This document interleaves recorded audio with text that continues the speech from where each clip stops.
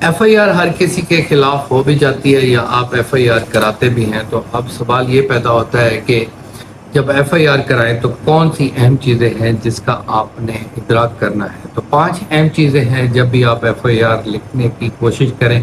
Copy pencil तो ज़रूरी है, वो इन 5 चीज़ों में शामिल नहीं है। सबसे पहली बात यह है कि जब भी आप FIR दर्ज कराना चाहें तो सबसे पहले आपने ये सोचना है कि किस जुर्म की FIR करा रहे हैं। ऐसी लंबी कहानी नहीं बतानी कि मैं इधर गया, मैं उधर गया, उसके बाद ये मेरे करीबी रिश्तेदार हैं। थोड़ा सा ब्रीफ आपने बताना होता है और उस ब्रीफ के बाद जो है आपने उस जुर्म का लिखना होता है जो जुर्म किया है। जैसे चोरी की है, मेरे घर से चोरी करके ले गए या मेरे घर के अंदर दाखिल हो गए हैं।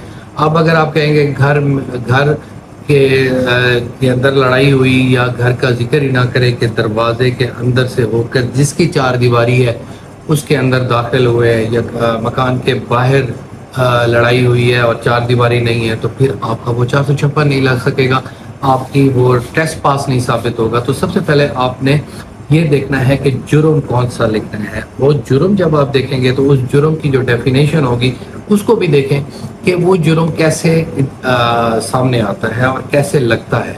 इसी तरह सबसे पहले जब आप ये सब कुछ कर लेंगे तो फिर जुर्म के बाद आपने तारीख लिखनी है। दूसरे नंबर पर तारीख कौन सी है, किस तारीख को ये हुआ है और उसका टाइम क्या था। ये दूसरी अहम बात है जिसकी वजह से आप आगे उसको सज़ा भी दिलवाएंगे और उसकी ज़मानत भी खारिज करवा सकते हैं।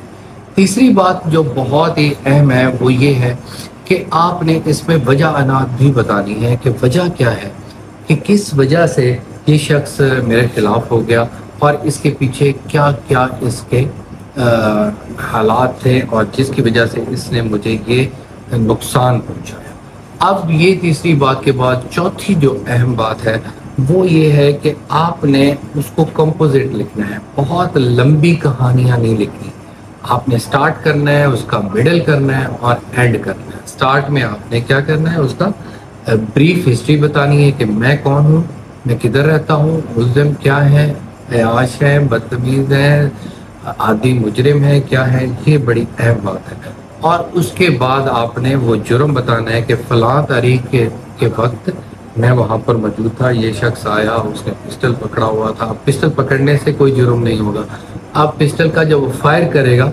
तब उसका आप वो करा सकते हैं। तो डायरेक्ट अगर आप लिखेंगे 324 कराना चाहते हैं तो सीधा फायर किया, या हवाई फायरिंग की तो फिर हवाई फायरिंग होगी। बंदे कितने थे, 2 3 4 5, अगर 5 से कम होंगे तो 148 49 नहीं लगेगा, 34 लगेगा। अगर 5 से ज़्यादा हो जाएंगे तो वो क्रिमिनल कॉन्स्पायरेसी में आ जाएगा और फिर 148 49 नॉन बेलेबल ऑफेंस आपका अट्रैक्ट हो जाएगा।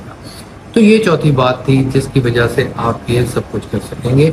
और पांचवी और सबसे अहम बात कि आपने कभी भी ऐसा नहीं करना कि आपने इन सारी बातों पर अमल सही तरीके से ना करें। आपने जब ये वक़्वा लिख दिया, जब आपने उसका टाइम लिख दिया, जब आपने वो जुर्म लिख दिया, जब आपने वजह अनाद लिख दी और अगर उसमें आपने गवाह ना लिखे तो फिर बात खत्म।